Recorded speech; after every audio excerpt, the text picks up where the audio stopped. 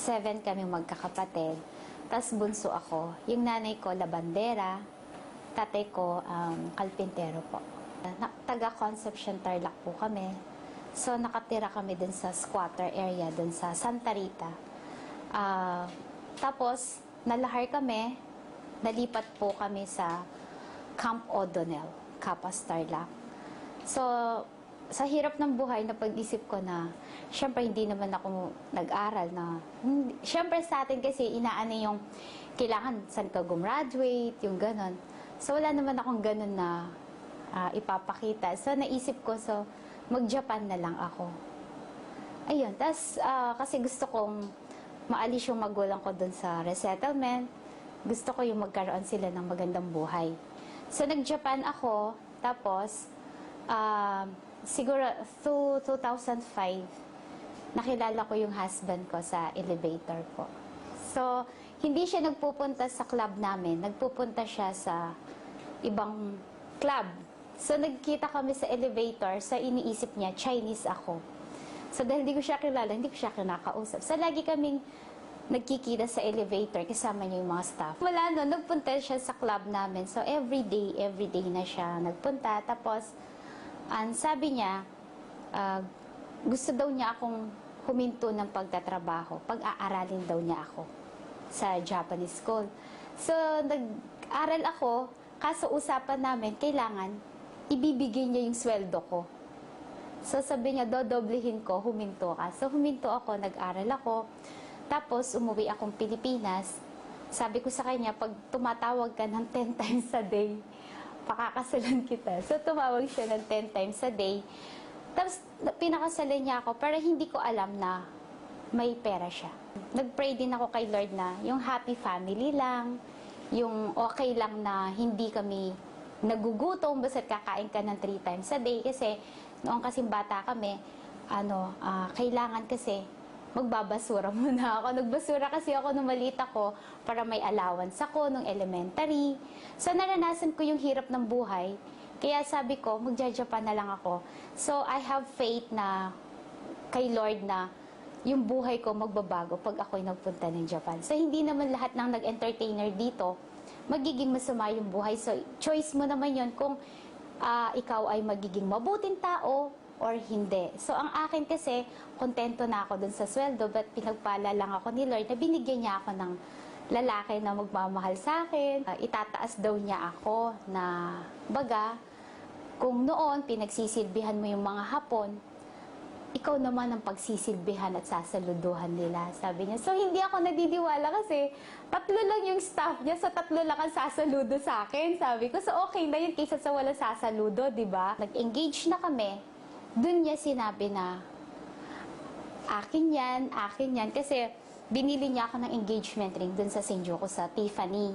So sabi niya, akin yan. So parang hindi ako makapaniwala na lahat ng nakikita kong building na to, sa kanya ba to? So parang iniisip ko, nag-doubt ako na, niloloko lang niya ako. So sabi ng asawa ko, bakit hindi mo itry na ibahin yung image ng Pinoy? Sabi niya, sa Japan. So, nung nagdito na, nakilala ko ng mga Filipino community, lahat ng mga pag-grand open namin, ay yung pre-open, ang tawag doon, eat all you can, drink all you can for free. So, nag-i-invite ako ng 400, 300 person na puro Pilipino. So, pag dumarating na yung Pilipino sa karaoke kan, ninenervyos na yung mga Hapon kasi takot. Ito yung chance mo na iangat mo yung mga Pilipino dito sa Japan. Kasi noon, syempre lahat tayo pag ikaw nagpunta ng Japan, babae ka, may tsura, ang tendency Japayuki or entertainer. So, hindi lahat ng Pilipino ganyan ang trabaho. Bigyan mo sila ng pagkakataon na yung pag pumunta sila sa isang establishment, yung magpapanik sila, yung bang bibigyan sila ng VIP treatment. Kasi usually, lalo na Pinoy, hindi nila masyadong tinitignan na mataas. So ngayon, pag dito sa karaoke kan, pag Pinoy, mga staff ko takot. Kasi alam nila Pilipino ako. So pag nandun kami sa meeting, mag-break kami, ikukwento ko na yung mga Pinoy, very close sa family, na hindi lahat ng Pilipino kahit saan may masama, lahat pag ang Pinoy dinala mo sa ibang bansa, magsisikap yan.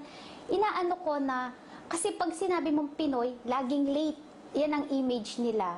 Hindi seryoso sa trabaho. So, iba yung nakikita kasi nila eh. So, iba yung kinukwento ko. So, ang asawa ko, hindi lang niya ako minahal. Minahal niya pati yung buong Pilipinas, pati yung support niya sa Yolanda, na yung lahat ng branches namin, pati ibang we have 135 branch, lahat ng mga business namin, nilagyan niya ng donation box for Yolanda. Siya rin na nagsabi sa akin na magbigay ka ng mga groceries kung saan ka nang galing. Yung dun sa squatter, yung mga kapitbahay mo, binibigyan namin ng mga every Christmas. So sabi niya magdo-donate ka ng square, yung classroom. Sabi niya, ang tao daw, wag mo daw siyang titignan ng mababa kasi hindi habang buhay mahirap siya. So sabi niya, bigyan mo ng pagkakataon yung mga tao. Kumbaga, kahit ano pa yung buhay mo ngayon, i-treat mo la same na ikaw yan. Kasi hindi mo alam na baka yung kaharap mo bukas, mayaman pa sa'yo, sabi niya sa akin. Pinangarap ko ng banker, yung may table ako, tapos may name ako, ganon, yung mga ganon.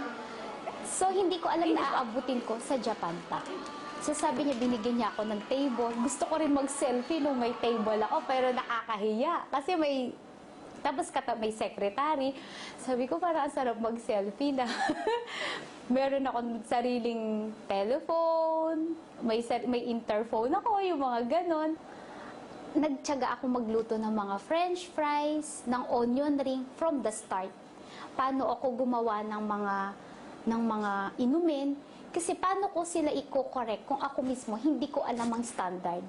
Paano ko malalaman kung hindi ko aalamin kung ano ang feelings ng mga part-time namin, yung nagbubuhat. So, doon ko na-realize na kung wala yung mga mababa na position sa opisina namin, wala rin ang aming negosyo. Kasi ang bigat ng trabaho nila. So, nung nag-start na nagtrabaho ako, napaso ako ng mga mantika, naiyak ako kasi ganito pala kahirap yung trabaho nila. Nag-check ako ng mga branches namin na surprise check na maaabot ko from Tokyo, tapos pag dumating ka, iba yung feeling ng, pag entra mo pa lang, sumasaludo na sila sa'yo, natataranta. So, syempre, iba yun na GRO ka dati, ngayon, iba naman yung ginagawa mo. Pag nagka-cutting ribbon kami, iba yung feeling na parang, yun talagang yung binigay ni Lord sa akin. Iba. Dati kasi ang kinakat ko lang yung mga ticket na kanta ng mga Hapon sa club. Nag-aral din ako kay Abigail Arenas, personality development, para alam ko paano ko. Siyempre, iba yung kasi yung sosyalera, di ba? Iba yung pag pinanganak kang mayaman, automatic may poise ka na. Pag pinanganak ka sa squatter, wala kang makikitang poise. So, yung ginawa ko, inano ko yung sarili ko, pananamit, lahat-lahat. Binago ko pati yung pananalita ko, lahat-lahat. So parang kahit hindi ka pala nag-aral, mapapag-aralan mo kung yung paano maging yung etiquette. Sabi ko, hindi pala kailangan university graduate ka. So mapapag-aralan pala yan. Yung karaoke can is 121 branch all over Japan. So meron kaming Hokkaido, anywhere, Nagoya, Osaka, lahat-lahat. Yung internet cafe, we have 10 branch.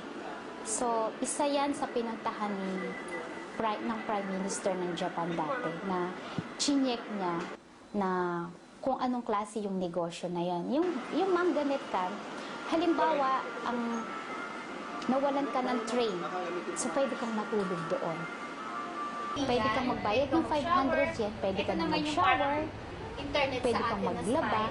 Actually, before nag-plan kami sa Hawaii, pero medyo mahirap yung mga requirements nila doon.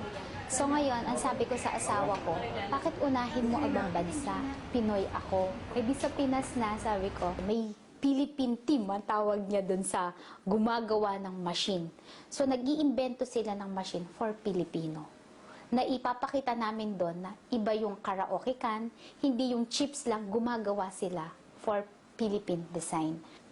Yun nga, hindi na nga sila, pwede na silang kumain 5 times a day dati kasi swerte na pag 2 times a day eh. Ngayon, naging maganda naman ang buhay ng nanay ko. Kung dati siyang labandera noon, ngayon may labandera na siya. Yung tatay ko may kalpintero, hindi na siya ngayon. Okay na siya. Pag nagkasakit, kahit anong hospital, pwede siyang pumili. So, nabigyan ko ng magandang buhay yung mga pamilya ko. Pero, syempre, yung mga kapatid ko, tinuturuan ko rin magsikap. Hindi yung susustentuhan ko a month. Akala ko yung happiness ko is material things. Mga Hermes, mga bags. Pero kasi once na yun nagkaroon ka, parang temporary lang yung happiness. Pero yung tumulong ka sa kapwa mo, yung joy ko iba.